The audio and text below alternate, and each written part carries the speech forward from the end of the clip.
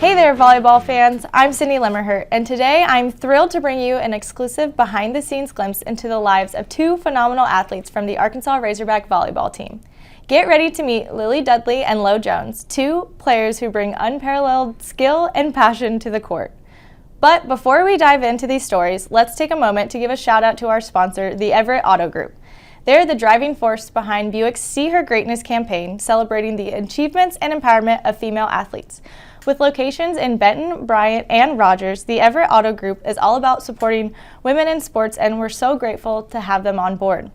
Now, let's get down to business. As your host for today's interviews and former Razorback gymnast, I understand the dedication and determination it takes to compete at the collegiate level.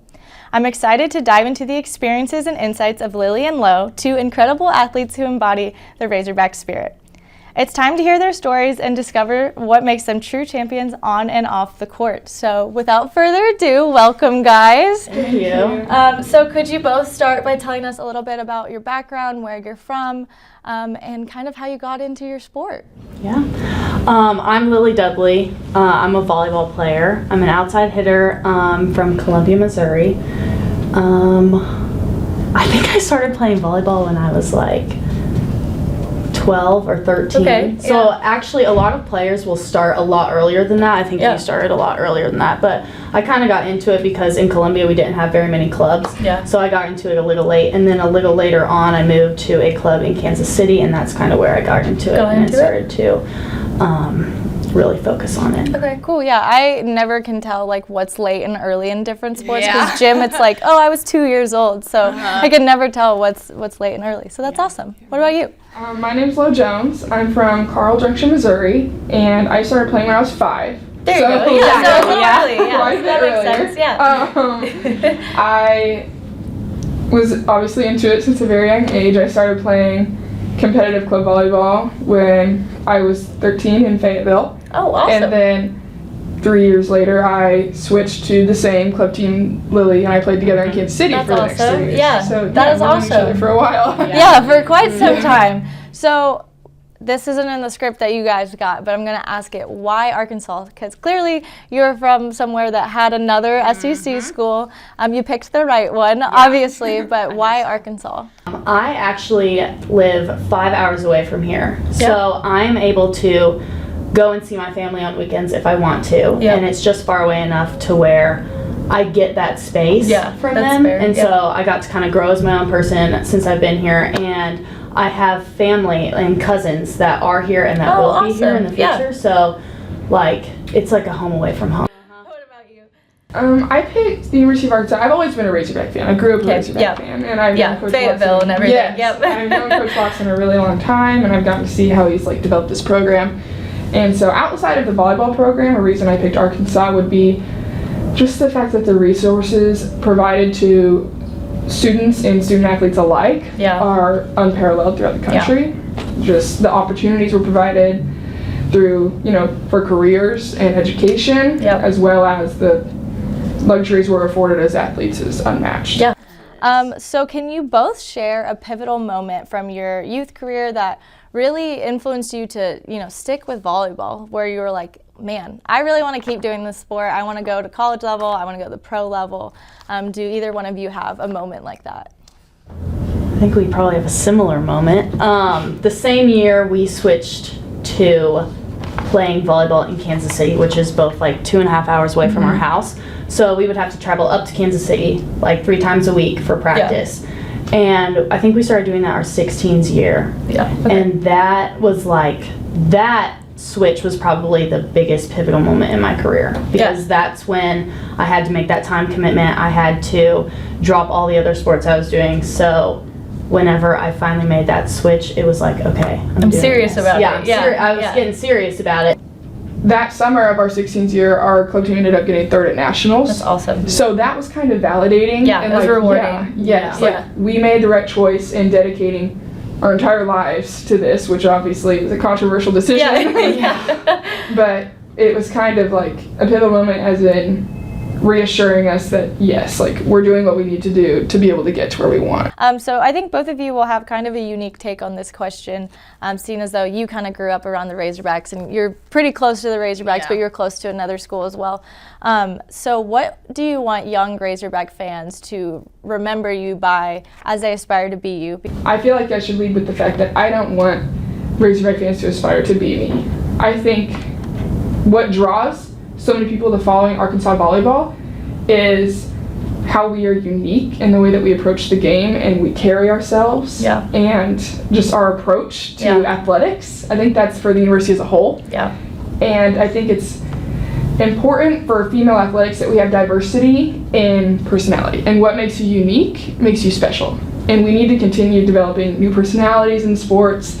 We don't want a bunch of clones running around. Right. Like, that's not how we're going to draw followers. That's not how we carry ourselves. So I would say it's important to like be able to pick aspects about our role models that we admire and incorporate into the way we carry ourselves. So I think it's important to recognize, the way we treat each other and our work ethic, but it's also important to keep what makes you you. Because that'll be what makes you special. I love that. That was like snaps for that answer. That was really good, though.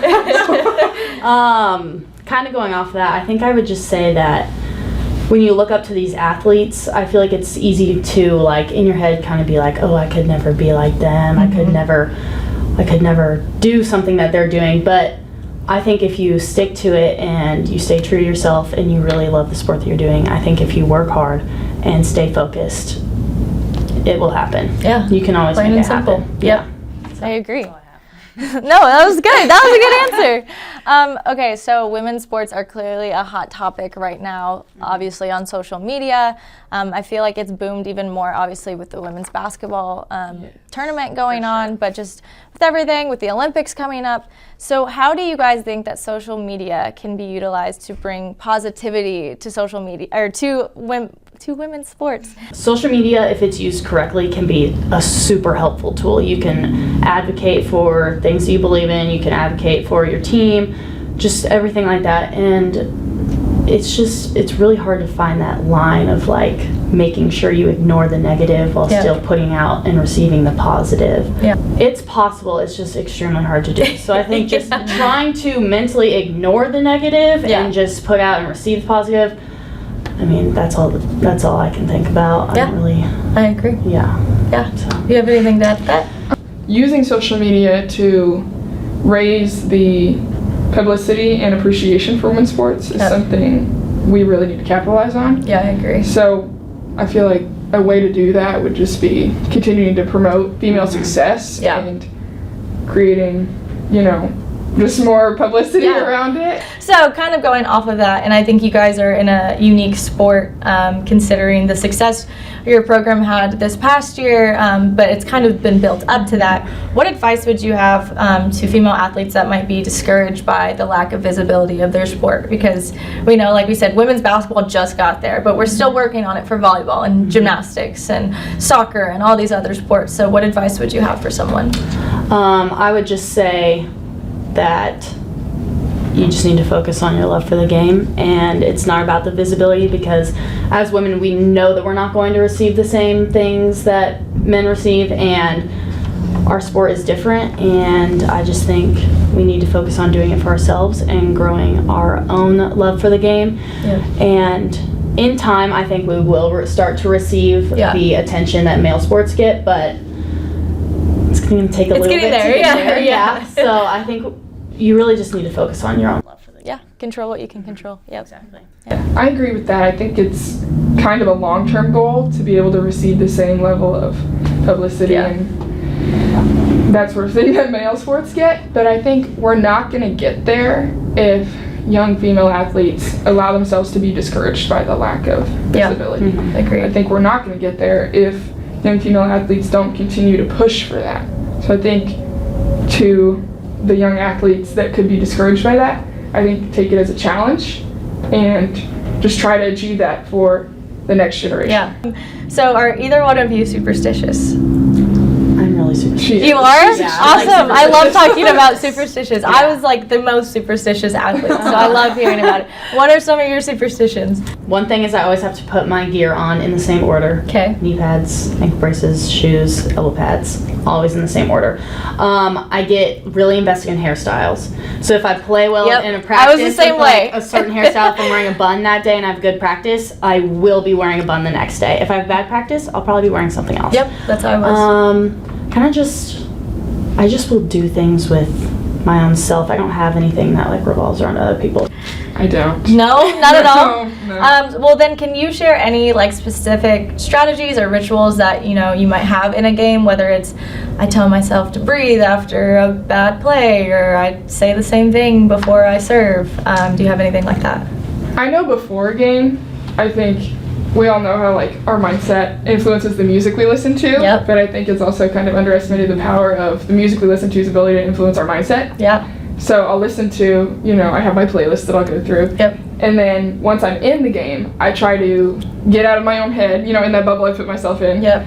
And I try to just focus on other people and Yeah. my coaches and taking care of them, and that kind of gets me out of my own head and Good. into Yeah. the That's a good thing to learn young. Yeah. So who were your first female athletes or athlete that you remember watching? Doesn't have to be a volleyball player, but if it was, talk about why they were someone you looked up to.